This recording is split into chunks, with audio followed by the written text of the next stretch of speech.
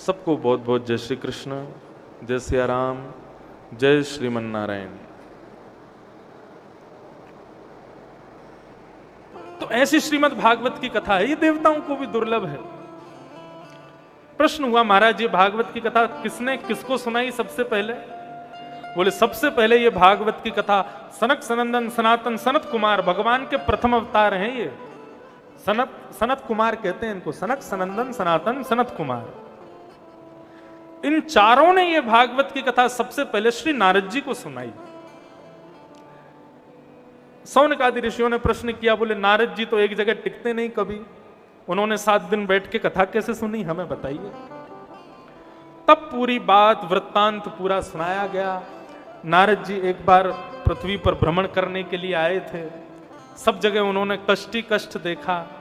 यमुना के किनारे यमुना के पुलिन पर एक आश्चर्य देखा। कैसा आश्चर्य? एक नव युवती बैठी है, एक सुंदर स्वरूपा युवती बैठी है, उसकी गोद में 2 वृद्ध लेटे हुए हैं, रुदन कर रही है। नारद जी ने पूछा कि हे युवती, तुम युवावस्था में इतनी सुंदर तुम्हारा स्वरूप रुदन कर रही हो और तुम्हारी गोद में 2 वृद्ध लेटे हैं, मैं कुछ समझ नहीं पा रहा, ये दोनों कौन हैं तुम्हारे? तुम्हारे दादा हैं, तुम्हारे पिता हैं, कौन है ये? तब उस युवती ने बताया, अहम भक्ति ऋते ख्याता इमो में तनयो मतौ ज्ञान वैराग्य नाम काल योगेन जर्जर। मैं भक्ति हूं और इमो में तनयो मतौ, ये दोनों मेरे पुत्र हैं। ये ज्ञान है, ये वैराग्य है। नारद जी महाराज बोले, कहीं मैं स्वप्न तो नहीं देख रहा? माता युवान और पुत्र वृद्ध, ये कैसे संभव हो सकता है? हे भक्ति महारानी, ये सब वृत्तांत मुझे बताएंगी आप, ये क्या हुआ आपके साथ? आप युवा हो, आपके पुत्र वृद्ध कैसे हो गए? भक्ति महारानी ने बताया, नारद जी हम लोग समय के अनुसार वृद्ध और युवान नहीं होते। हम जिस नगर में जाते हैं, जिस शहर में जाते हैं, वहां के लोगों में जितनी भक्ति होती है, जितना ज्ञान होता है, जितना वैराग्य होता है, वैसा ही हमारा स्वरूप हो जाता है। हमने पूरे विश्व में भ्रमण किया, लेकिन भ्रमण करते हुए जैसे ही वृंदावन आए, तो वृंदावन आकर के मैं तो युवान हो गई, लेकिन मेरे पुत्र अभी भी वृद्ध हैं। अब बंधुओं ध्यान से सुनना, भक्ति सबके जीवन में है, लेकिन भक्ति के पुत्र ज्ञान और वैराग्य, इनको कोई नहीं अपनाता। भक्ति सबके जीवन में। आदमी के जीवन में कष्ट आता है तो सब दर दर भागता है। वो भी हनुमान जी पर चोला चढ़ाएगा, देवी पर चुनरी चढ़ाएगा, नर्मदा जी में जाकर के दूध चढ़ा देगा, शंकर जी पर जाकर के बिल्लुपत्र धतूरा आदि सब चढ़ा देगा। कष्ट आता है तो सब जगह भागते हैं। मतलब भक्ति तो है हमारे भीतर, लेकिन ज्ञान और वैराग्य ये 2 नहीं है। हम में ज्ञान की कमी है। ज्ञान को यहां पर बहुत विद्वत्पूर्ण मत मानिएगा। बहुत विद्वान होना, वेद शास्त्र आदियों का बहुत आपको नॉलेज होना तो ही आप ज्ञानी कहलाओगे, ऐसा नहीं है। ज्ञानी होने का मतलब क्या है? विवेकी होना। विवेक समझते हैं किसे कहते हैं?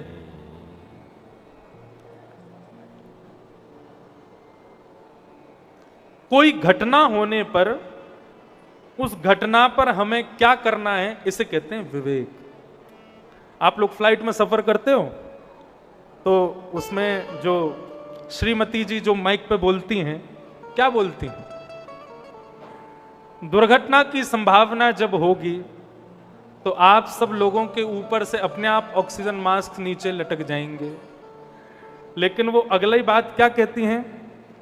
दूसरे की सहायता करने से पहले अपना नकाब जरूर लगा लें। पहले अपना ऑक्सीजन लगा लें, फिर दूसरे की सहायता करें। इसको कहते हैं विवेक। दुर्घटना के समय पर हमारा रिएक्शन क्या होता है, हमारा एक्शन क्या होता है, उसको विवेक कहते हैं। सब कुछ बहुत अच्छा चल रहा है, उस समय तो पता ही नहीं चलेगा कि मानव विवेकी है कि नहीं। जब उसकी प्रतिकूल परिस्थिति आती है ना, प्रतिकूल परिस्थिति में वो क्या एक्शन लेता है, उससे उसके विवेक का पता चलता है।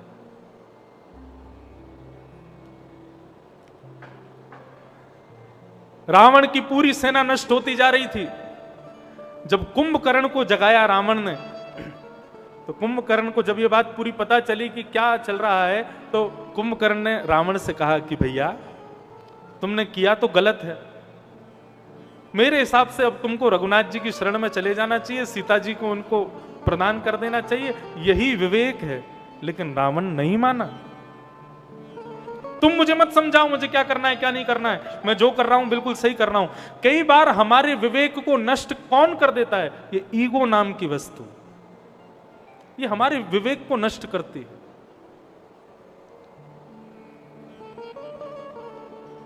वैष्णव भक्तों में, कथा सुनने वालों में कभी ईगो नहीं हो सकता। और यदि कथा सुनने के बाद भी आपका ईगो मरा नहीं है ना, तो अभी तुमने कथा सुनी ही नहीं है। और सुनो, अभी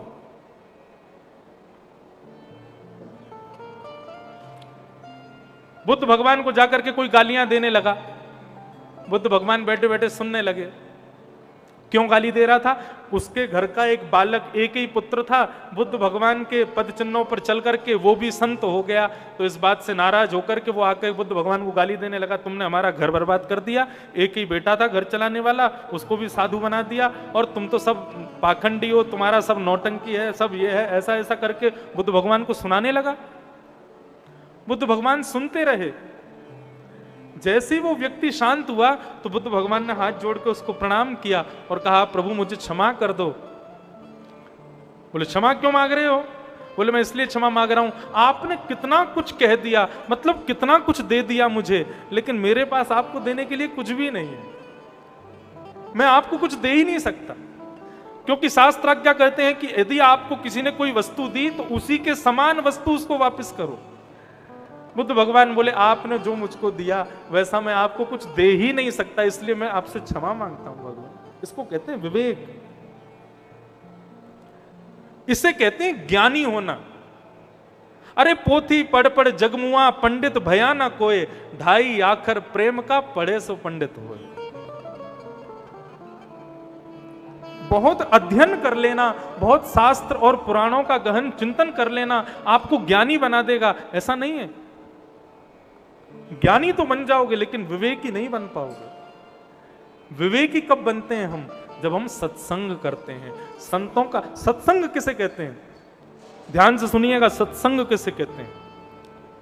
सत धन संग इज इक्वल टू सत्संग। अब सत किसे कहते हैं?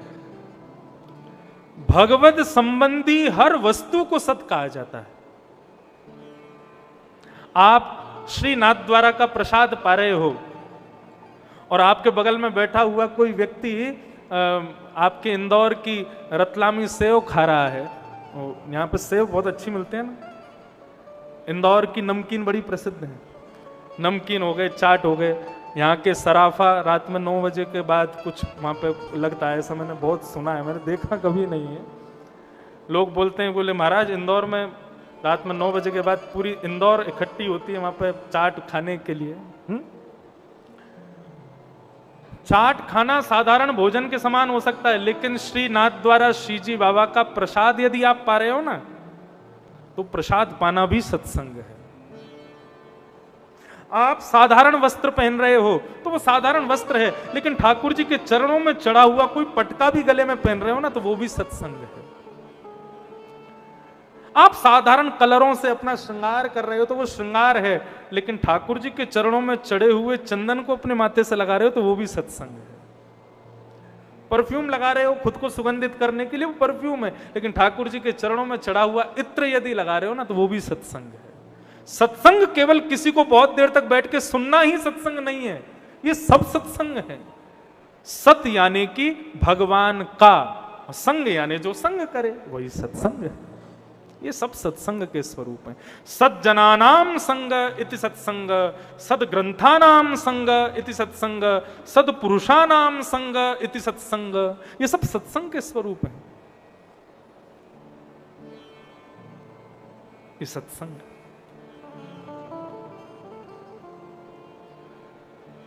कुछ नहीं तो रोज सुबह उठ करके और ठाकुर जी को प्रणाम करके उनको केसर का चंदन लगा के उसी प्रसादी को यदि माथे पर लगा करके आप अपने ऑफिस चले जाते हो ना, पूरे दिन का सत्संग माना जाएगा जब तक चंदन मस्तिष्क पर रहेगा। वो भी सत्संग है। ये सब सत्संग के स्वरूप है। लोग कहते हैं आप धोती क्यों पहनते हो, आप बगलबंदी क्यों पहनते हो। मैं जब एयरपोर्ट पे जाता हूं ना तो लोग मुझे ऐसे देखते हैं। कभी कभी फ्लाइट में जाता हूं तो लोग ऊपर से नीचे तक देखते हैं, बोले ये पंडित जी हैं कोई। कई लोग ऐसे देखते हैं जैसे कोई एलियन आ गया हो। नहीं, हाँ, होता ही है।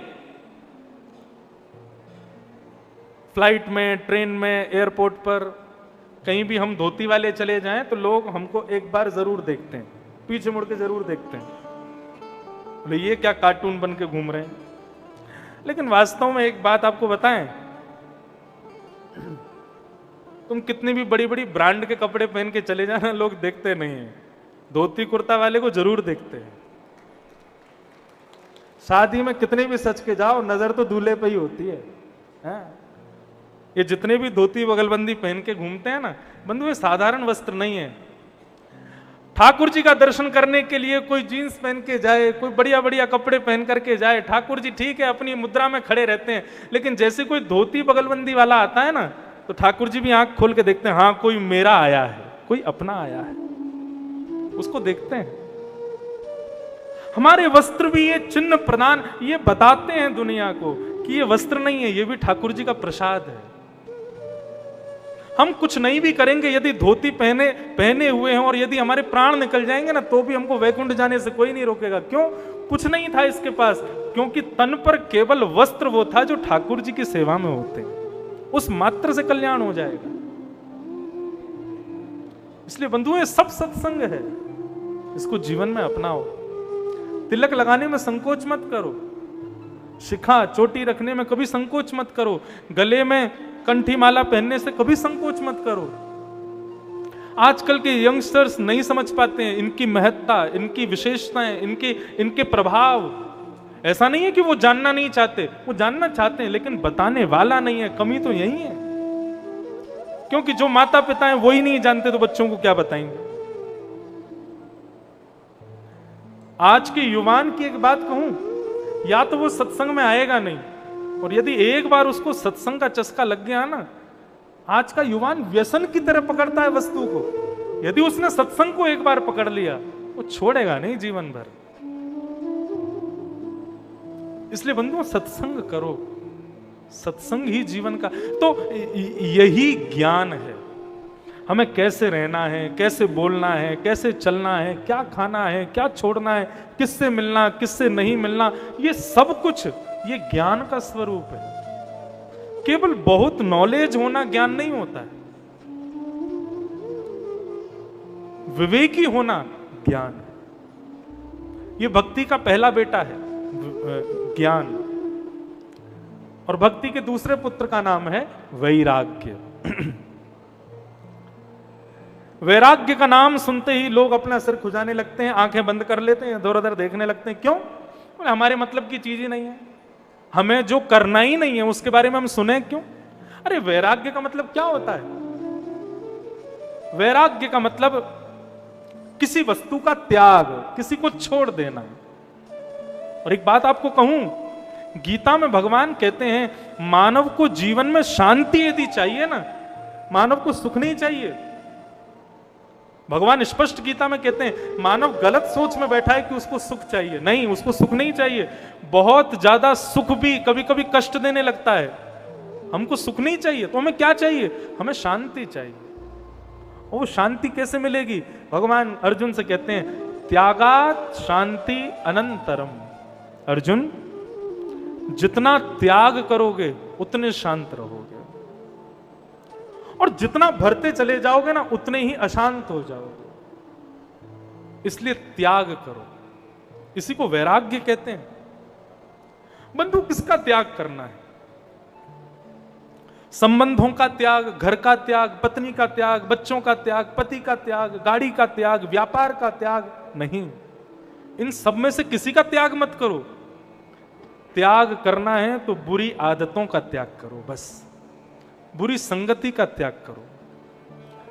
हम सब जानते हैं हम कैसे हैं, हमारे मन में क्या चल रहा है, हमारी बुद्धि में क्या चल रहा है, हमारे आचार विचारों में क्या चल रहा है। उन आचार विचारों को, उन बुद्धि के उन भावों को, इन सब का त्याग करना है बस, और कुछ नहीं करना। यही है ज्ञान और वैराग्य। केवल ये दो जीवन में आ जाएं। श्री सूरदास जी महाराज का एक पद, अच्छा एक बात इंदौर वासियों को बता दूं, और जो लोग पहली बार कथा सुन रहे हैं उनको बता दूं, ये जो मंच पे बैठे हैं ना व्यास जी, इन व्यास जी को भजनों में रुचि थोड़ी कम है। गाता हूं मैं, लेकिन कम गाता हूं। हमको ना पद गाने में ज्यादा आनंद आता है, और आपको सुनने में आनंद आएगा। श्री सूरदास जी कह रहे हैं, तजिए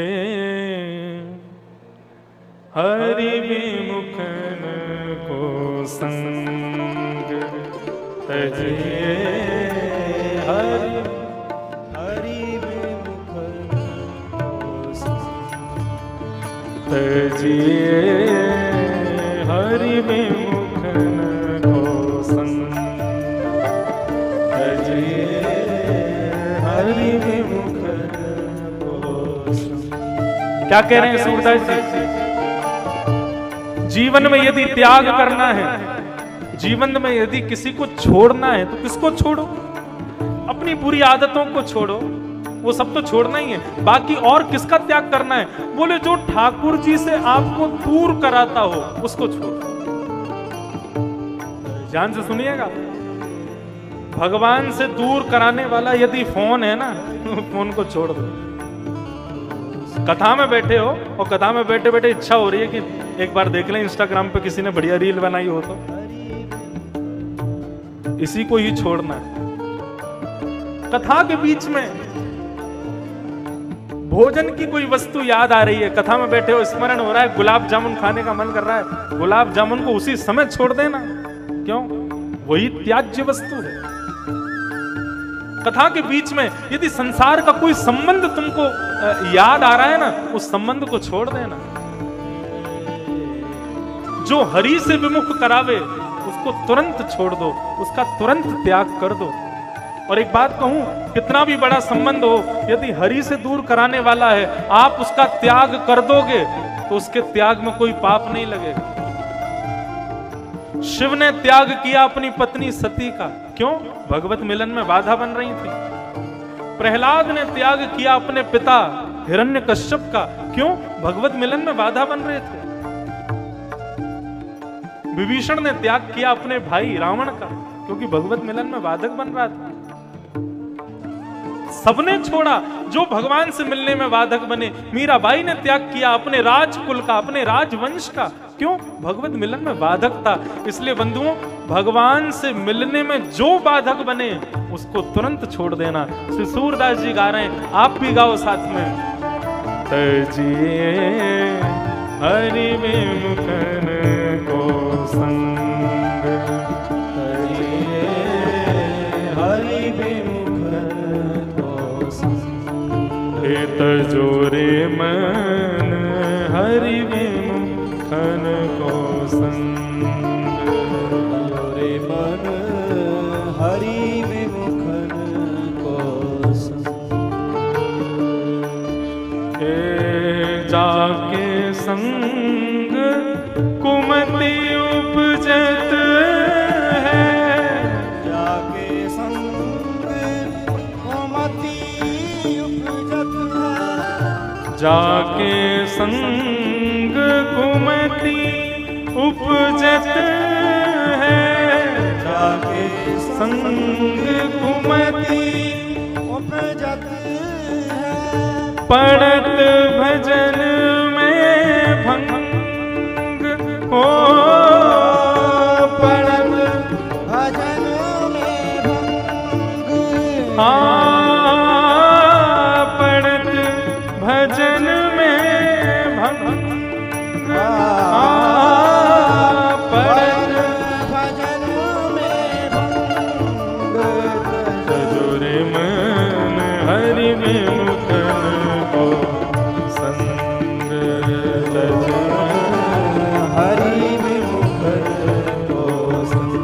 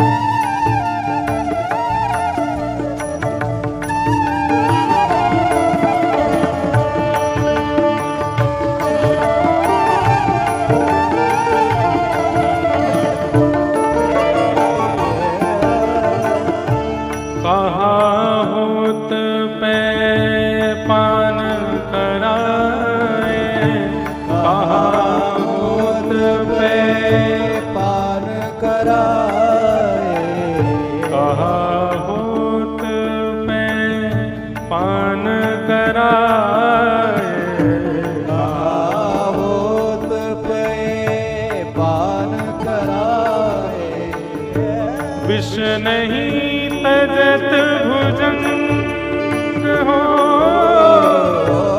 विष नहीं तजत,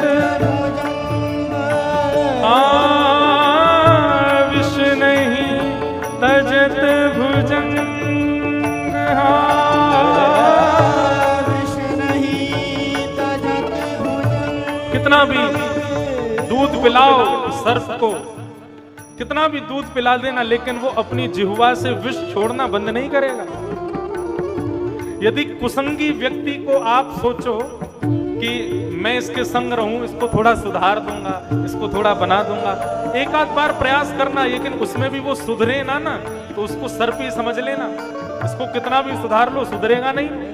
प्रयास सबको करना चाहिए, एक बार करो, 2 बार करो, 3 बार करो, लेकिन 3 बार के प्रयास में भी यदि कोई सुधर नहीं रहा है ना, भगवान के भरोसे छोड़ो, उसका त्याग करो फिर। क्यों? क्योंकि वो तो सुधरेगा नहीं, तुमको और बिगाड़ देगा। कहा होत पे पान कराए, विष नहीं त्यजत भुजंग। कितना भी दूध पिलाओ सर्प को कि भाई ये दूध पिएगा तो इसकी जीभ में थोड़ा जहर कम हो जाएगा, कभी नहीं होगा, वो बढ़ता ही रहेगा। सूरदास काली कामर पे, सूरदास काली कामर पे, सूरदास काली कामर पे, सूरदास काली कामर पे, चढ़े न दूजो रंग हो, चढ़े न दूजो चढ़े न दूजो रंग हो, चढ़े न दूजो तजोरे मन हरि विमुखन को संग,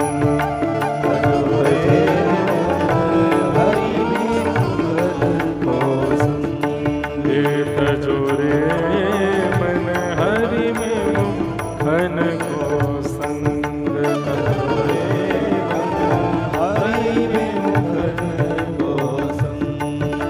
तजोरे मन हरि विमुखन को संग,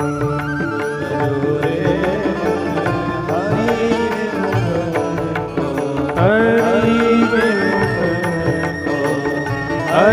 विमुखन को संग।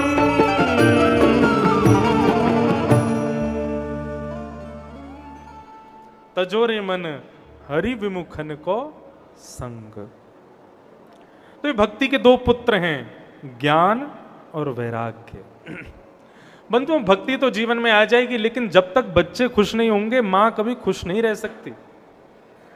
भक्ति तो है हमारे जीवन में, लेकिन उसके पुत्र ज्ञान और वैराग्य जब तक हमारे जीवन में नहीं आएंगे, तब तक हमारी भक्ति जो है ना, वो हमको भीतर से आनंद नहीं देगी। सुबह सुबह ऑफिस जाते हैं लोग, जय हनुमान का नूर सागर जगह बस तुम लोग जाकर राम राम जन पुत्र पवन सुत नाम महावीर विक्रम मंदिर को तुम्हारे समय ऐसे हनुमान चालीसा करते हैं। भक्ति तो है लेकिन ज्ञान नहीं है, भक्ति तो है लेकिन विवेक नहीं है, भक्ति तो है लेकिन वैराग्य नहीं है। कैसा? मंदिर में दर्शन करते रहेंगे, जय हो हनुमंत लाल, जय हो ओमकारेश्वर भगवान, जय हो महाकालेश्वर भगवान। ए नजर रखियो चप्पल नहीं ले जाए कोई, सही जगह उतारी थी ना, एक उधर उतार एक उधर उतार। क्यों? सामने खड़े हैं ओमकारेश्वर भगवान के, लेकिन मन कहां है? चप्पलों में लगा है। त्याग करना सीखो। त्यागात शांति अनंतरम, त्याग में शांति है। अभी धीरे धीरे आगे बढ़ेंगे और भी त्याग बताऊंगा मैं। एक होता है देहाभिमान की शून्यता भक्ति में, एक होता है देह के अभिमान से शून्य हो जाना। अभी मुझे एसी की जरूरत है, कूलर की जरूरत है, पंखे की जरूरत है। इसका मतलब क्या है? हमारा देह अभी अभिमानी है, वो कह रहा है मैं कथा नहीं सुनूंगा। कब तक नहीं सुनूंगा? जब तक मेरे लिए अच्छा कूलर नहीं लगवाओगे, पंखा नहीं लगवाओगे, एसी की हवा नहीं आएगी, तब तक कथा नहीं सुनूंगा। मेरा किसी ने पंखा एसी कूलर बंद कर दिया तो मैं कथा नहीं सुनूंगा। बार बार नजर जाएगी, अरे कोई कूलर चलाओ, अरे भाई गर्मी लग रही है। इसको कहते हैं देहाभिमान। लेकिन एक दिन ऐसा आएगा कि आप उस देहाभिमान से शून्य हो जाओगे। मतलब कथा चल रही है, टप टप पसीना बह रहा है, किसी ने पंखा कूलर सब बंद कर दिए, लेकिन आपको भान नहीं रहेगा। ऐसी स्थिति आ जाएगी। आज कथा में 4 घंटे एक आसन पर बैठने में दिक्कत हो रही है, लेकिन एक दिन ऐसा आएगा आप एक आसन पर बैठ करके पूरी कथा सुन लोगे, आपके घुटनों में दर्द नहीं होगा। उस समय समझना अब आ गई हमारे भीतर क्या? देहाभिमान की शून्यता। कल मैं भक्ति के 10 लक्षण आपको बताऊंगा, 10 सीढ़ियां। जब तक वो 10 लक्षण हमारे भीतर नहीं आए तब तक अपने आप को भक्तिमान मत मानना। जब तक वो 10 लक्षण जीवन में नहीं आएंगे तब तक भगवत प्राप्ति नहीं होगी। उन 10 लक्षणों को बहुत ध्यान से सुनिएगा, कल के कथा में हम बताएंगे भक्ति के 10 लक्षण। नवदा भक्ति के 9 रूप अलग हैं, लेकिन भक्ति के 10 लक्षण हैं। उनमें से एक लक्षण है देहाभिमान की शून्यता। दूसरा लक्षण, एक लक्षण, हमारा ईगो बिल्कुल नष्ट हो जाएगा, आप सदा झुक करके रहोगे। तीसरा लक्षण, 2-3 जो अभी याद आ रहे हैं वो तो बता ही दूं। तीसरा लक्षण, फिर किसी में अवगुण नहीं दिखेगा, किसी में कमी नहीं दिखेगी। कोई यदि बहुत बड़ी गलती भी करेगा ना तो आप उसमें भी ये खोजोगे कि इसके अंदर अच्छाई क्या है। जैसे कई लोगों के साथ कुछ गलत हो जाता है तो कई लोग बोलते हैं अरे भाई भगवान ने बहुत गलत किया, लेकिन आप लोग क्या कहते हैं? अरे नहीं नहीं, उसमें अच्छाई हुई, अगर ऐसा होता तो ऐसा नहीं होता। हम उसमें भी अच्छाई खोजते हैं। ये भक्त के लक्षण हैं। वो कमी वाले व्यक्ति में भी गुण खोजते हैं कि इसके अंदर गुण क्या है। ऐसे भक्ति के 10 लक्षण हैं, भक्तों के 10 लक्षण, वो कल बताएंगे। तो नारद जी महाराज ने जब भक्ति ज्ञान वैराग्य को देखा, ज्ञान वैराग्य दोनों बेटे बुढ़े और माता युवान, नारद जी ने पूछा ऐसा क्यों हुआ? भक्ति महारानी ने बताया। तब भक्ति महारानी के उस कष्ट को दूर करने के लिए नारद जी निकल पड़े कि कैसे ज्ञान और वैराग्य को मैं युवान करूं। नारद जी महाराज ने भक्ति से कहा, भक्ति तुम चिंता मत करो, मैं तुम्हारे पुत्रों को युवान बनाने का कोई ना कोई उपाय ढूंढ के लाऊंगा। संतों से जाकर के पूछा, लेकिन कोई उपाय नहीं बता पाया। तब नारद जी ने एकाग्रचित्त होकर के भगवान से प्रार्थना की, हे भगवान आप ही आज्ञा करें कि ज्ञान और वैराग्य की जीर्णता कैसे दूर होगी। तब ठाकुर जी ने आकाशवाणी के माध्यम से बताया, सत्कर्म करो, सत्कर्म से होगा। अब सत्कर्म बहुत प्रकार के होते हैं, कौन सा सत्कर्म करूं?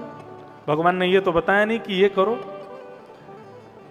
तब श्री नारद जी महाराज पहुंच गए सीधे बद्रीनाथ बद्रिकाश्रम। आपके यहां कथा पूरी करने के बाद हम बद्रीनाथ जा रहे हैं। यहां कथा 16 को पूर्ण होगी, 16 को पूर्ण होगी और 16 को सुबह कथा करके हम शाम को नागपुर जाएंगे। वहां पर 4 दिन तक श्री किशोरी जी का चरित्र, श्री राधा रानी का सुंदर मंगल चरित्र वहां पर गुणगान करेंगे। आप लोग लाइव देखना भक्ति पथ पे। श्री राधा रानी का मंगल चरित्र, नित्य पद गान, नित्य मंगल मंगल लीला होगी नागपुर में। फिर वहां कथा पूर्ण करके 20 को, फिर 21 को जाएंगे बद्रीनाथ और 22 से है बद्रीनाथ में कथा। बंधु बद्रीनाथ बहुत दिव्य मंगलमयी जगह है। बद्रीनाथ साधारण पृथ्वी का स्थान नहीं है, उसको शास्त्रों में कहा गया भू वैकुंठ।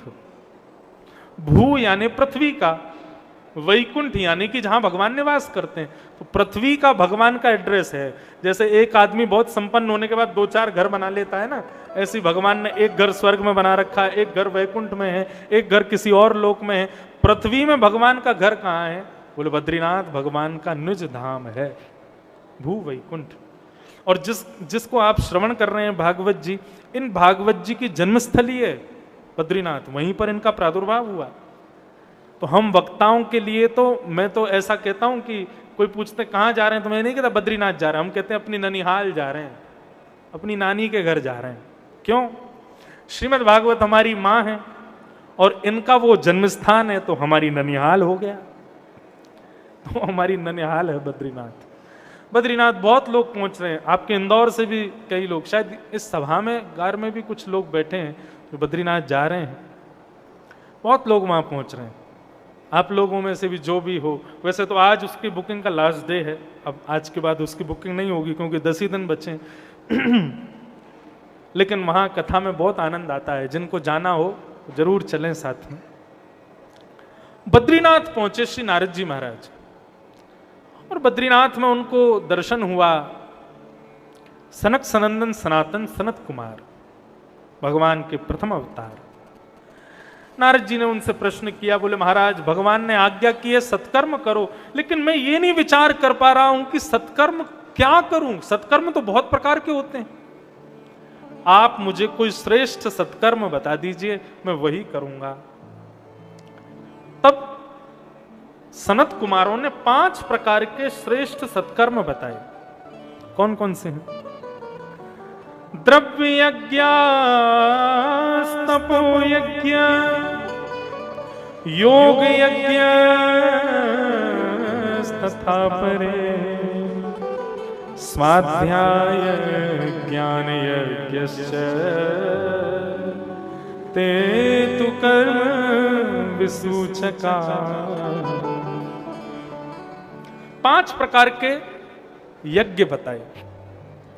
कौन कौन से? पहला है द्रव्य यज्ञ, दूसरा है तप यज्ञ, तीसरा योग यज्ञ, चौथा स्वाध्याय यज्ञ और 5वां ज्ञान यज्ञ। ये 5 प्रकार के सत्कर्म यज्ञ हैं। इनमें सबसे पहला सत्कर्म क्या है? द्रव्य यज्ञ। द्रव्य यज्ञ का मतलब क्या होता है? जहां पर आप ठाकुर जी की सेवा में, ठाकुर जी के भक्तों की सेवा में, ठाकुर जी के वैष्णवों की सेवा में थोड़े द्रव्य को खर्च करते हो, पैसा खर्च करते हो, वस्तुओं को खर्च करते हो, उसी को कहते हैं द्रव्य यज्ञ। अन्न दान करना, वस्त्र दान करना, ये सब द्रव्य यज्ञ में आते हैं। ये सब पहले सत्कर्म बताए गए। दूसरा आता है तप यज्ञ। तप यज्ञ किसे कहते हैं? जहां पर भगवत प्राप्ति के लिए आप थोड़ा सा अपनी व्यवस्थाओं से दूर जाकर के किसी क्रिया को क्रियान्वित करते हो, उसको कहते हैं तप यज्ञ। जैसे कि अब बद्रीनाथ जाते हैं तो बद्रीनाथ जाना सरल नहीं होता, बहुत कठिन है बद्रीनाथ का रास्ता। क्यों? गाड़ी से जाओगे तो घूम घूम के रात में जब पहुंचोगे तो सिर अपने आप घूमेगा। हेलीकॉप्टर से जाओगे तो वैसे ही डर लगेगा। मतलब थोड़ी सी अव्यवस्था होती है। तो भगवत दर्शन में जब आपको अव्यवस्था फेस करनी पड़ती है, उसी को कहते हैं तप यज्ञ। अब यहां तो सीमित लोगों में कथा हो रही है, बड़े पंडालों में जब कथा होती है, ऐसी मारा मार खचाखच भीड़, कोई कहीं से कोहनी मार रहा है, कोई कहीं से घुटने मार रहा है, कोई किसी के ऊपर से फलांग रहा है, ऐसी बड़े दिक्कतों का सामना करना पड़ता है पंडाल की कथाओं में। तो हम तो तब यही कहते हैं लोगों से कि भाई ये दिक्कतें जो है ना, ये कष्ट जो है, इसको तपस्या मान के सह लो। इसी को कहते हैं तप यज्ञ। तप यज्ञ का सीधा सा अर्थ ये है, आपके शरीर को थोड़ी सी अव्यवस्थाएं प्रदान करना भगवत दर्शन में, उसी को कहते हैं तप यज्ञ। ये दूसरा सत्कर्म। तीसरा सत्कर्म क्या है? योग यज्ञ। योग का मतलब केवल प्राणायाम करना, अनुलोम विलोम करना, सुबह उठ करके सूर्य नमस्कार करना, उसी को योग नहीं कहते, उसको भी योग कहा जाता है। वैसे योग का सीधा अर्थ होता है मिलना। गीता के प्रत्येक अध्याय का नाम ज्ञान योग, कर्म योग, भक्ति योग। योग का मतलब होता है मिलना, उसमें सम्मिलित हो जाना, उसमें समन्वित हो जाना, इसको कहते हैं योग। योग यज्ञ तीसरा सत्कर्म है, यानी कि संतों के दर्शन करना, भगवत जनों के दर्शन करना, भक्त वैष्णवों के दर्शन करना, ये योग यज्ञ है। तो पहला यज्ञ द्रव्य यज्ञ, दूसरा यज्ञ तप यज्ञ, तीसरा यज्ञ योग यज्ञ, चौथा यज्ञ है स्वाध्याय यज्ञ। स्वाध्याय मतलब रिवीजन करना। किस चीज का रिवीजन करना? जो कुछ भी आपने कथा में श्रवण किया है, जरूरी नहीं है मैं हर बात को खोल के समझाऊं, हर बात को विस्तार करके समझाऊं। हो सकता है कई बार मैं कई बातों को सूक्ष्म रूप से कह दूंगा, आपको अपने आप समझनी पड़ेंगी वो बातें। और वो कब समझोगे? जब एकांत में बैठ करके उसी सुनी हुई बात का स्वाध्याय करोगे। स्वाध्याय का मतलब समझ गए? स्वयं अध्ययनम, स्वयं अध्ययन करना, स्वयं पढ़ना, उसी को कहते हैं स्वाध्याय। स्कूल में जब टीचर बच्चों को पढ़ाता है तो क्या कहता है? मैंने जो कुछ भी पढ़ाया ध्यान से सुन लेना, घर जाकर के रिवाइज कर लेना, कल फिर टेस्ट में क्वेश्चंस आएंगे, उनके आंसर देना। बच्चे को केवल इतना करना है, क्या? जितनी देर क्लास में बैठे बिल्कुल ध्यान से बैठे, टीचर क्या बोल रहे हैं उसको ध्यान से सुन भर ले बस। ये भगवान ने हमको 2 गिफ्ट दिए हैं, कान, इनसे बढ़िया गिफ्ट हमको भगवान ने दिया नहीं है। ये जो एक बार ध्यान से सुन लेते हैं ना, इसको भूल नहीं सकते। एक बार बस ध्यान से सुन लो और घर जाकर के एक बार आराम से बैठ करके टीचर ने क्या पढ़ाया, क्या समझाया, वही सब बातों को पुनः दोहरा लो, दूसरे दिन एग्जाम में अच्छा करके आओगे। ठीक वैसे ही बंधुओं, कथा 4 घंटे सुनो और 4 घंटे कथा सुनने के बाद थोड़ी देर उस कथा का मनन करो। श्रीमद् भागवत के टीकाकारों ने आज्ञा की है, तत्श्रवण प्रपठन विचारण परो, सुनो, पढ़ो और फिर विचार करो, तभी कथा समझ में आएगी, नहीं तो नहीं आएगी। विचार करना बहुत जरूरी है।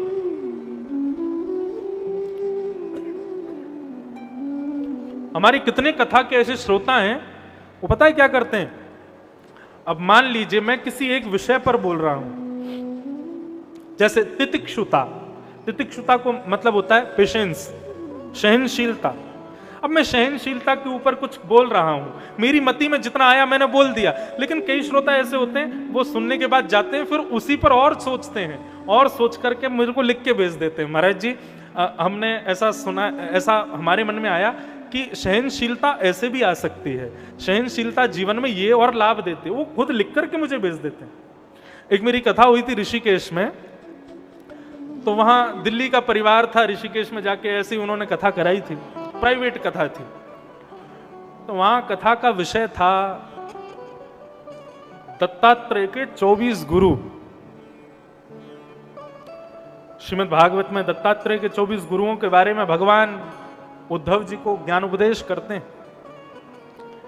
तो वहां 24 गुरुओं के लक्षणों पर 7 दिन तक मैंने कथा की थी, और वहां मैं रोज एक होमवर्क देता था पूरे श्रोताओं को। क्या? जैसे कि 24 गुरुओं में एक गुरु हैं दत्तात्रेय के कबूतर। कबूतर से हम क्या सीखते हैं? कबूतर से हमको क्या सीखने को मिलता है? अब भागवत में जो वर्णन है और मेरी मति में जो आया वो मैंने बता दिया। अब आपका होमवर्क क्या है? अब आप अपने आप विचार करके आओ, कबूतर से और क्या सीखने को मिलता है।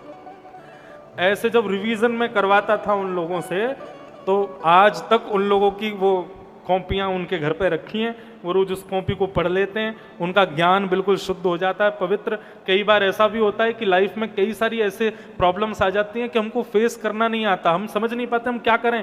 तो ये सब जो लिखी हुई बातें हैं ना, इन्हीं को पढ़ लिया करो, उन्हीं में ही आंसर होता है उन सब चीजों का। ज्ञान का काम यही है, हमारी जीवन की परिस्थितियों से हमको निकालने का, उबारने का काम करता है ज्ञान। तो स्वाध्याय बहुत जरूरी है। कथा सुनने के बाद में एकांत में, जैसे भोजन करने के बाद में उसको पचाना बहुत जरूरी है, नहीं तो अपच हो जाएगी। ऐसे ज्ञान लेने के बाद में भी उसको पचाना बहुत जरूरी है, नहीं तो अपच हो जाएगी। इसलिए एकांत में बैठ करके थोड़ा चिंतन करो, थोड़ा मनन करो, इसी को कहते हैं स्वाध्याय। ये चौथा सत्कर्म है। और सर्वश्रेष्ठ 5वां सत्कर्म क्या बताया गया? स्वाध्याय ज्ञान यज्ञश्च, ज्ञान यज्ञ। ये भागवत की कथा, ये भागवत की कथा जो हम लोग सुन रहे हैं और जो लोग करा रहे हैं, ये सारे सत्कर्मों में सर्वश्रेष्ठ सत्कर्म है। देखो, आपने किसी को अन्न दान दिया तो उसका फल आपको तब तक मिलेगा जब तक वो अन्न खर्च नहीं हो जाएगा। जैसे ही उस दान लेने वाले व्यक्ति ने सारा अन्न खा लिया, आपका पुण्य खत्म।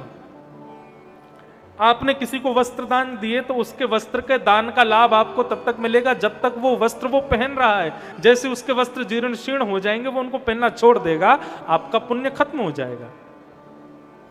लेकिन बंधुओं, ज्ञान रूपी दान ऐसा है, यहां जितने लोग, अब कथा कराने वाला एक परिवार, लेकिन इस कथा में आए हुए जितने भी परिवार यहाँ एकत्रित हुए हैं, वो सब लोगों की वजह से जो बाह्य लोग यहाँ पर ज्ञान अर्जित कर रहे हैं, कितना भी कोशिश कर लें इस ज्ञान को खर्च नहीं कर पाएंगे। सदा सर्वदा ये ज्ञान उनके पास में रहेगा ही। एक बार को आप, ऐसा समय आएगा मेरा चेहरा भूल जाओगे, लेकिन मेरी कही गई बात नहीं भूल पाओगे। ये ज्ञान का प्रभाव है। इसीलिए ज्ञान यज्ञ को सबसे श्रेष्ठ सत्कर्म बताया गया। इससे बढ़िया सत्कर्म और कोई नहीं है। क्यों?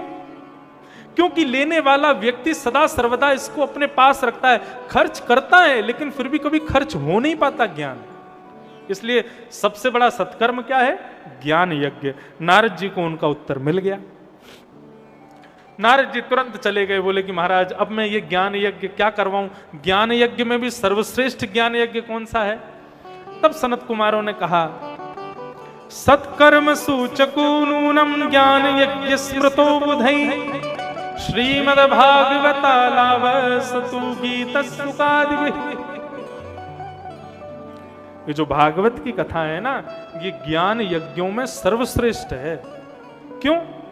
क्योंकि सारे वेद वेदांत पुराणों का सबका सार इस भागवत में विद्यमान है। यदि आपने भागवत सुन ली तो आपने चारों वेद सुन लिए, सारे पुराण सुन लिए, सब कुछ सुन लिया, क्योंकि सबका सार इस भागवत में विद्यमान है। इसलिए ज्ञान यज्ञ यदि कराना चाहते हो तो भागवत की कथा कराओ। नारद जी महाराज बोले, प्रभु मैं भागवत की कथा निश्चित कराऊंगा, आप मुझे उचित वक्ता बता दो। सनत कुमार कहने लगे, वक्ता तुम खुद ही खोज लो। तो नारद जी बोले, जब आपने बता दिया कि कथा करानी है तो फिर कथा सुना भी आप ही दो, आपसे बढ़िया मुझे वक्ता कहां मिलेंगे। सनत कुमारों को आज्ञा दी। सनत कुमार आकर के आनंद नाम के वन में व्यासपीठ पर विराजमान हुए। सारे संत पधारे, ऋषि पधारे, देव पधारे, नदियां पधारी, वायु पधारी, सब देव सब पधारे कथा सुनने के लिए। संसार की सबसे पहली कथा हुई हरिद्वार में। सनत कुमार मंच पर विराजमान है। किसके लिए हो रही है? ज्ञान वैराग्य और भक्ति की पुष्टता के लिए हो रही। करा कौन रहा है? श्री नारद जी महाराज करा रहे हैं। कथा होने लगी, सब आकर के बैठ गए। सनत कुमारों ने आकर के कथा कहना प्रारंभ किया। वो कितनी अच्छी बात कहते हैं। क्या कहते हैं? सदा सेव्या श्रीमद् भागवती कथा यस्य श्रवणमात्रेण हरिश्चेत्तं समाचरेत्। आहा, क्या कह रहे हैं? बोले भैया केवल 7 दिन हमें कथा सुननी चाहिए, ऐसा भाव मन से निकाल दो। तो कब सुननी चाहिए? बोले जब समय मिल जाए तब कथा सुनो। आजकल तो इतना बढ़िया हो गया, फोनों में कथा चलती है। आप 7 दिन तो यहाँ कथा सुनो, उसके बाद भी ना अपनी कंटिन्यू बनाए रखना।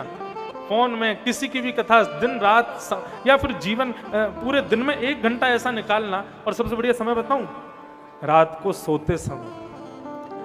सोते समय हाथ पैर धो करके उस समय फोन में बढ़िया कथा चला के सिराने रख दो, और सिराने रख करके बढ़िया कथा सुनते सुनते सुनते सुनते सो जाओ। कथा को ही अपनी लोरी बना लो। जो कथा सुन करके सोएगा, कथा में जाकर के नहीं सोना है, सोते समय कथा को सुनना है फोन के द्वारा। तो निश्चित आपको एक बात बताऊं, आपके स्वप्न में कभी कोई गलत तो आपको कभी दिख ही नहीं सकता, बल्कि ऐसा जरूर हो जाएगा कि एक ना एक दिन श्याम सुंदर जरूर स्वप्न में दर्शन देंगे। रात्रि सोते समय कथा सुनो, नेत्र बंद करके एक विचार बना लो। सुंदर कुंज है, सुंदर बड़े बड़े वृक्ष लगे हैं, बहुत सुंदर एक बगीचा है, उसमें मैं विचरण कर रहा हूं। ठाकुर जी की मधुर वंशी का नाद सुनाई दे रहा है, ठाकुर जी कहीं नूपुरों से भ्रमण कर रहे हैं। ऐसा विचार करते हुए कथा सुनते हुए जब सोओगे ना, उसी निकुंज में प्रवेश कर जाओगे। पूरी रात उस निकुंज में ठाकुर जी के संग लीला करोगे और जब आंख खुलेगी तो स्वयं को पाओगे कि मैं तो निद्रा में था। फिर इंतजार करोगे दूसरे दिन की रात कब आवे, मैं फिर से सोऊं, फिर से निकुंज में जाऊं, फिर से ठाकुर जी के संग लीला करूं। शास्त्रों ने आज्ञा की है, ठाकुर जी का सबसे पहला दर्शन कहां होता है? बोले स्वप्न में होता है। जब तक ठाकुर जी स्वप्न में दर्शन नहीं देंगे तब तक ठाकुर जी का प्रत्यक्ष दर्शन नहीं होगा। एक बात। दूसरी बात, स्वप्न में कभी ठाकुर जी दिख जाएं, किसी को बताना मत। कई लोग हैं वो ढिंडोरा पीट देते हैं सब जगह, मैंने रात में भगवान देखे, रात में ठाकुर जी ऐसे कर रहे थे, ऐसे कर रहे थे। दूसरे दिन से आएंगे नहीं फिर वो। प्रेम प्यारा कब लगता है? जब गोपनीय हो, उसको थोड़ा छुपाया जाए। या तो प्रेम को छुपाया जाता है या फिर बहुत मूल्यवान वस्तु को छुपाया जाता है। क्यों? यदि प्रेम का ढिंडोरा पीट दिया तो प्रेम नष्ट हो जाएगा, और यदि मूल्यवान वस्तु का ढिंडोरा पीट दिया तो चोरी हो जाएगी। इसलिए भैया ठाकुर जी स्वप्न में आ जाएं तो किसी को बताना मत, अपने तक सीमित रहना, बस मुस्कुरा देना, मुस्कुराते रहना पूरे दिन, तो उससे ही पता चल जाएगा इसको जरूर ठाकुर जी दिखते होंगे, इसलिए मुस्कुराता है। नित्य ठाकुर जी का दर्शन करो, रात्रि सोते समय कथा सुनो, कथा कभी मत छोड़ो। क्यों? बोले यस्य श्रवण मात्रेण हरिश्चित्तम समाचरेत। कथा सुनने से क्या होता है? बोले सबसे कुछ होता है, कुछ बनता है, बिगड़ता है, ये सब मैं नहीं जानता, लेकिन एक बात जानता हूं, कथा सुनने वाले श्रोता के हृदय में भगवान आकर के बैठ जाते हैं। ये होता है कथा सुनने से। तस्य श्रवण मात्रेण हरिश्चित्तम समाचरेत। इसलिए कथा सुनते रहो, ठाकुर जी हमारे हृदय में विराज जाएं, और हमें क्या चाहिए। दूसरी बात क्या कह रहे हैं? तावत् पापानि देहेऽस्मिन् निवसन्ति तपोधना यावन् श्रूयते सम्यक् श्रीमद्भागवतं मुरैः। पाप कब तक हमारे भीतर विराजमान रहता है? जब तक हम कथा सुनने में मन नहीं लगाते। जैसे ही हमारा कथा सुनने में मन लगने लगता है ना, धीरे धीरे पाप, हमारे जितने भी पाप हैं धीरे धीरे अपने आप निकलने लगते हैं। कथा सुनने में मन लग रहा है, ये इस बात का द्योतक है कि हमारे पाप नष्ट हो रहे हैं। कथा सुनने में मन नहीं लग रहा तो इस बात का द्योतक है कि पाप अभी भी भीतर ही बैठे हैं, अभी नष्ट हो नहीं रहे हैं। यदि कथा सुनने में मन लग जाए तो समझ जाना पाप धीरे धीरे खत्म हो रहे हैं। और कथा सुनने में उबासी आ रही है, नींद आ रही है, भूख लग रही है, बार बार घड़ी देख रहे हो कब समय आवे, कब पूर्ण हो जामे यहां से, तो समझना अभी तुम्हारे पाप नष्ट नहीं हो रहे हैं। ठाकुर जी चाहते नहीं कि तुम्हारे पाप खत्म हो, इसलिए तुम्हारा मन ही नहीं लग रहा कथा में। ये दो भाव। पाप तब तक हमारे भीतर रहते हैं जब तक कथा सुनने में मन नहीं लगता। मन लगते ही पाप नष्ट होने लगते हैं, पाप समाप्त होने लगते हैं। ऐसी भागवत की कथा। इस प्रकार सूत जी महाराज कथा सुना रहे थे, इतने में ही भक्ति ज्ञान वैराग्य तीनों उस कथा पंडाल में आ गए और आकर के नृत्य करने लगे। क्या गाते हुए आ रहे हैं? भक्ति सुतौ तौ तरणौ गृहीत्वा प्रेमैक रूपा सहसा विरासी श्री कृष्ण गोविंद हरे मुरारे नाथेति नामानि मुहुः वदन्ति। भक्ति ज्ञान वैराग्य तीनों नृत्य करते हुए आ रहे थे, आनंद में भुजाएं उठाते हुए आ रहे थे, कीर्तन करते हुए आ रहे थे। तभी पूछा कि हे भक्ति ज्ञान वैराग्य, आप इतने प्रसन्न क्यों हो? बोले कथा सुनने की वजह से हमारी जीर्णता, जो हमारा वृद्धता थी, जो हमारा बुढ़ापा था, वो नष्ट हो गया, इसलिए भुजा उठा करके नाचने लगे, कीर्तन करने लगे, आनंद करने लगे। भक्ति ज्ञान वैराग्य तीनों नृत्य कर रहे हैं और क्या गा रहे हैं? भजले हरि का नाम पांडुरंग, भजले हरि का नाम, भजले हरि का नाम पांडुरंग, भजले हरि का नाम इसे कहते हैं कीर्तन। कीर्तन का मतलब क्या होता है? जहां पर आप अपने तन से उठ करके ठाकुर जी की कीर्ति का गान करो, उसको कहते हैं कीर्तन। जहां पर सहजी नृत्य होने लगे, सहजी करताल बजने लगे, उच्च स्वर में गान होने लगे, समझो वही है कीर्तन। एक प्रकार से कहा जाए विलज्ज हो करके, ये नहीं हो बगल वाले से शर्म आ रही है, पीछे वाले क्या सोचेंगे, इधर वाले क्या विचार करेंगे, नहीं, विलज्ज होकर के भुजा उठा करके नृत्य करते हुए अपने आप उच्च स्वर में भाव प्रकट हो, उसी को कहते हैं कीर्तन। और जब ये कीर्तन गाया जाता है ना, हमारे पाप अपने आप निकलने लगते हैं। और निकल करके जाते कहाँ हैं? जो कीर्तन नहीं गाता उसके पास चले जाते हैं। इसलिए भैया ध्यान रखो, जब भी कीर्तन भजन गाया जाए, भुजा उठा के भाव से उच्च स्वर में गान करो। ठाकुर जी भी अपनी वंशी लेकर के जहां भी हो वहां ठुमकने लग जाएं, नृत्य करने लग जाएं, ऐसा भाव होना चाहिए। गाओ भाव से।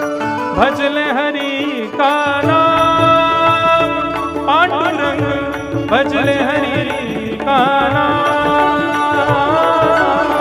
भजले हरि का नाम पांडुरंग, भजले हरि का नाम, भजले हरि का नाम पांडुरंग, भजले हरि का नाम, भजले हरि का नाम पांडुरंग, भजले हरि का नाम, पांडुरंग पंढरीनाथ, पांडुरंग पंढरीनाथ, पांडुरंग विठ्ठलनाथ, पांडुरंग विठ्ठलनाथ, भजले हरि का नाम पांडुरंग, भजले हरि का नाम,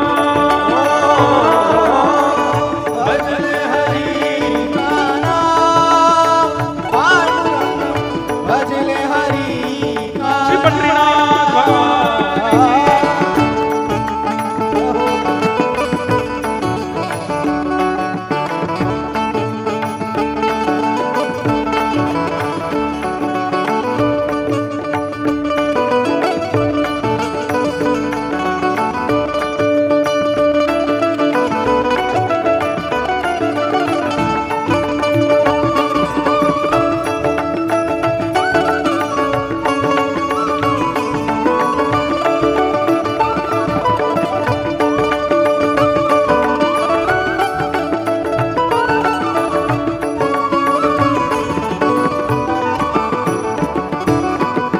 सांवली सूरत मूरत प्यारी, सांवली सूरत मूरत प्यारी, सांवली सूरत मूरत प्यारी, सांवली सूरत मूरत प्यारी, श्री चरणों की है बलिहारी, श्री चरणों की है बलिहारी, श्री चरणों की है बलिहारी, श्री चरणों की है बलिहारी, सब में समाई जिसकी छाया, सब में समाई जिसकी छाया, उसका भेद कोई ना पाया, उसका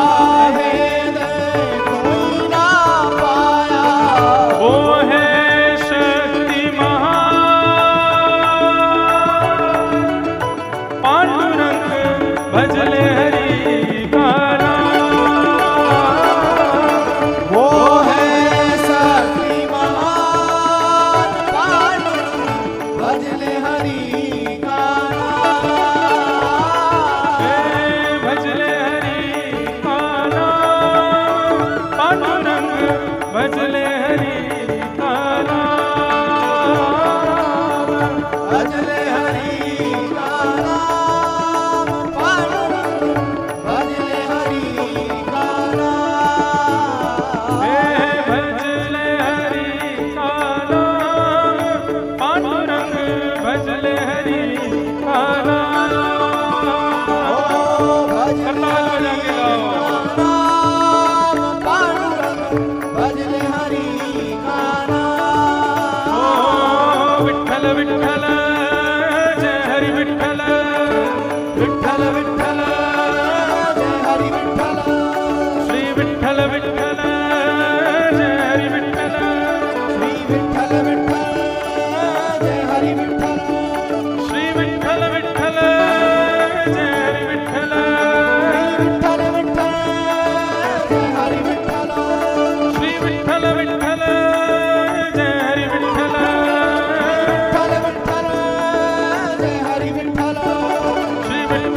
विठ्ठल जय हरि विठ्ठल विठ्ठल विठ्ठल जय हरि विठ्ठल श्री विठ्ठल विठ्ठल जय हरि विठ्ठल विठ्ठल विठ्ठल जय हरि विठ्ठल श्री विठ्ठल विठ्ठल जय हरि विठ्ठल विठ्ठल विठ्ठल जय हरि विठ्ठल विठ्ठल विठ्ठल जय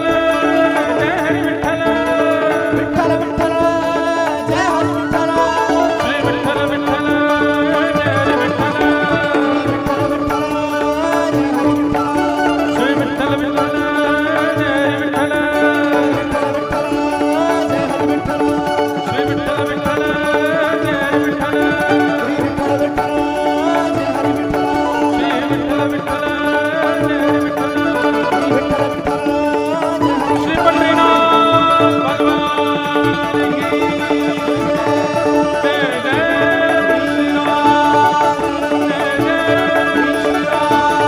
जय जय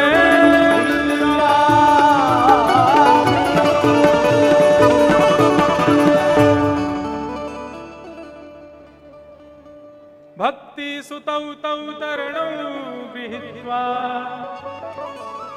प्रेमैकरूपा सहसा विरासी श्री कृष्ण गोविंद हरे मुरारे हे नाथ नामान्य मुह बदंती।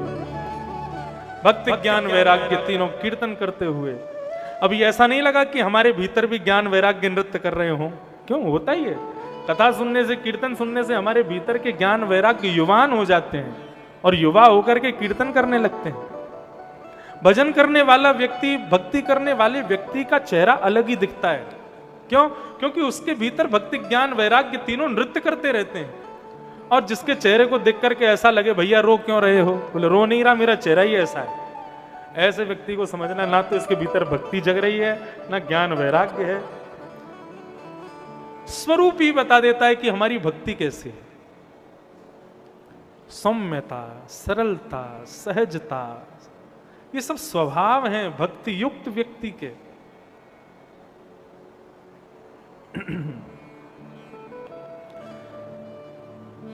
भक्ति ज्ञान वैराग्य तीनों वहां प्रकट हुए। नारद जी से उन्होंने कहा कि नारद जी हमारे लिए कथा हो रही है और हमारे लिए कोई आसन नहीं लगाया आपने। तब नारद जी महाराज ने कहा आपके लिए एक आसन है मेरे पास। नारद जी ने कितना अच्छा आसन दिया भक्ति महारानी को। क्या कह रहे हैं?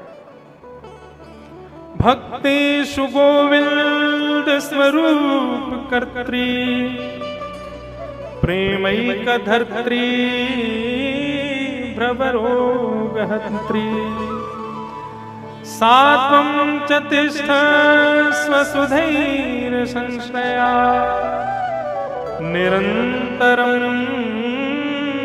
वैष्णव मानसानि। हे भक्ति महारानी, आप श्री गोविंद के रूप को प्रदान करने वाली हो, प्रेम को धारण करके रखती हो, संसार का जो भवरोग है उसको दूर कर देती हो। आपके अंदर इतने सारे गुण हैं, इसलिए मैं नहीं चाहता कि मैं बाहर आपका आसन लगाऊं, इसलिए मैं आपको आसन कहां देता हूं? बोले जितने भी लोग कथा में बैठे हैं इनके मन रूपी आसन पर जाकर के आप विराजमान हो जाओ। हे भक्ति महारानी, इन सबके मन में बैठ जाओ। क्यों? आप इनके मन में बैठ जाओगी, इनके अंदर के रोगों को नष्ट कर दोगे। रोग मतलब हमारी कोई डायबिटीज कम नहीं हो जाएगी, हमारे ब्लड प्रेशर नॉर्मल नहीं हो जाएगा। वैसे सत्संग जब सुनते हैं ना तो ना तो डायबिटिक प्रॉब्लम करता है, ना कोई आपका ब्लड प्रेशर फ्लक्चुएट होता है। ये सारे जितने भी आपके शारीरिक रोग हैं ना, ये सत्संग में ये लोग आते ही नहीं है। ये भी कष्ट कब देते हैं? जब कथा में मन नहीं लगता तब देते हैं। कथा में मन लग जाए तो ये भी, किसी व्यक्ति को बहुत तेज बुखार चढ़ रहा हो, मैं सत्य बता रहा हूं, घर पे बैठा हो टीवी पर कथा चला दो, अच्छे किसी वक्ता की कथा चल रही हो जो थोड़ा बढ़िया बोल रहे हो, शास्त्र सम्मत बातें कह रहे हो, ऐसे वक्ता की कथा यदि वो व्यक्ति सुन लेना, उसका आप टेम्परेचर चेक करना 103 से अपने आप 99 हो जाएगा कथा सुनते सुनते। सत्संग में इतनी सामर्थ्य होती है। मैं कितनी बार 102, 101 बुखार में कथा में आया हूं, बिना किसी दवाई को लिए। वो व्यासपीठ पर बैठते ही अपने आप बुखार चला जाता है। बुखार तो बहुत बड़ी बात है, सिर भयंकर दर्द करता है, फटने लगता है। अब सिर दर्द जब होता है ना, तब कुछ करने की इच्छा नहीं होती। लेकिन मैंने सिर दर्द में भी कथा की और कीर्तन करते करते अपने आप सिर दर्द गायब हो जाता है। तब समझ में आता है ये सब मन की बात है। मन यदि सोचता रहेगा ना कि सिर में दर्द है, तो सिर में दर्द बना ही रहेगा। मन यदि भक्ति में लग जाएगा ना, तो मन क्या है, वो एक मूवी आई थी ना, उसमें बहुत अच्छी बात कहते हैं, अपने मन को समझाओ, ऑल इज वेल। अपने मन को बताओ कि सब अच्छा है, सब बढ़िया है। हाँ, ये मन बहुत चंचल है, इसको समझाते रहो, सब बहुत बहुत बढ़िया है, सब अच्छा है, सब ठीक चल रहा है, तो ये मन ज्यादा चिंतित नहीं रहेगा। तो सब रोगों को दूर करती है कथा। कौन से रोग? सांसारिक रोग जो हमको तंग करते हैं, वासना के रोग, काम के रोग, क्रोध के रोग, मोह के रोग, भोग के रोग, ये सारे सांसारिक रोग हैं जिनमें हम लोग ग्रसित हैं। ये कथा जितनी देर हमारी प्रोटेक्शन करती है, सांसारिक रोग हमारा स्पर्श नहीं कर पाते। इसलिए हे भक्ति महारानी, आप तो कथा सुनने वालों के मन में जाके बैठ जाओ, उनके मन में विराजो। निरंतरम वैष्णव मानसानी, निरंतर वैष्णवों के मन में आप जाकर के निवास करो। इस प्रकार भक्ति ज्ञान वैराग्य के मोह को दूर किया भैरव। और आगे अब कथा आती है गोकर्णोपाख्यान। बहुत ध्यान से सुनिएगा। नारद जी ने प्रश्न किया, बोले कि हे भगवान, हमें बताइए, कथा सुनने से कितने प्रकार के पाप नष्ट होते हैं? आप कृपा करके हमें बताओ। कौन कौन से ऐसे पाप हैं जो कथा सुनने से हमारे दूर हो जाते हैं? हमने ऐसा कौन सा पाप किया, पाप करके हम कथा सुनने आ गए और वो कथा सुनने से हमारा पाप दूर हो जाए? कौन कौन से किए गए पाप दूर होते हैं, हमें जरा बताएंगे? तब सनत कुमार बता रहे हैं, बहुत ध्यान से सुनिएगा। ये मानवा पाप कृतस्तु सर्वदा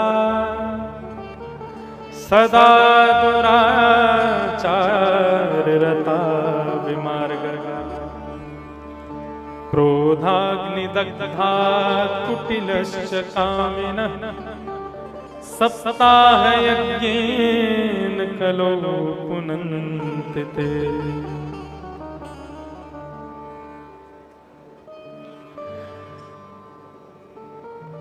जो मानव, पहली बात क्या कह रहे हैं, संसार के हर वो पाप करता है जिनको पाप माना जाता है। ऐसा व्यक्ति यदि कथा आकर के श्रवण करे, कथा पाप दूर नहीं करती है, कथा आपको ऐसा बना देगी कि आप उसको करोगे नहीं, फिर आपकी उसको करने से इच्छा खत्म हो जाएगी। और एक बात बोलूं, गंगा स्नान करने से आपके पूर्ववर्ती पाप कट जाते हैं ऐसा नहीं है। आप घर पर बैठे हो, इंदौर में बैठे हो, खंडवा में बैठे हो, जलगांव में बैठे हो, नागपुर में बैठे हो, कहीं भी बैठे हो, वहां बैठ कर के हाथ में जल लेकर के संकल्प ले लो ना कि मैं आज के बाद ऐसा नहीं करूंगा, और उस जल का त्याग कर दो। उसी मात्र से आपका पाप नष्ट हो जाएगा। बस करना मत दोबारा। नहीं तो ना करने का संकल्प नहीं भी लोगे और गंगा में बार बार जाकर के गोते लगाते रहोगे तो गंगा भी कब तक पाप धोएगी आपके। मैं सिगरेट पीता हूं तो आज ही संकल्प ले लूं, अब सिगरेट का सेवन नहीं करूंगा। आपने सिगरेट का त्याग किया नहीं कि सिगरेट के साथ साथ और भी कई जो आपके पाप होंगे ना, वो भी आपका घर, शरीर रूपी घर छोड़ के चले जाएंगे, अपने आप त्याग कर देंगे। वस्तु का त्याग पाप से निवृत्त करता है, ना कि गंगा स्नान करने से और इन सब को करने से आपके पाप दूर होंगे। अपनी असत वस्तु का त्याग करो, मन की तरंग मार लो, बस हो गया भजन। आदत बुरी सुधार लो, बस हो गया भजन। भजन क्या है? बस इतना ही भजन है। कोई कितना भी बड़ा पापी हो, यदि वो कथा में आकर के कथा सुनने लग जाए तो धीरे धीरे धीरे धीरे ऐसा होगा कि कथा उसके जीवन से पाप करने की जो इच्छाएं है ना, उसी को नष्ट कर देगी, उसी को समाप्त कर देगी। ये मानवा पाप कृतस्तु सर्वदा, और सदा दुराचार रता विमार्गगा। जो दुराचरण करता है, दुराचरण मतलब कई लोग होते हैं, मुझको व्यासपीठ पर देख के, हमारे पिताजी को व्यासपीठ पर देख के उनकी इच्छा होती है हम भी कथा करें, हम भी ऐसे तिलक लगाया करें, हम भी ऐसे वस्त्र पहना करें। लेकिन कई बार क्या होता है, किसी व्यक्ति को गलत करते हुए हमारी इच्छा हो जाए हम भी ऐसा करें, उसी को कहते हैं दुराचरण।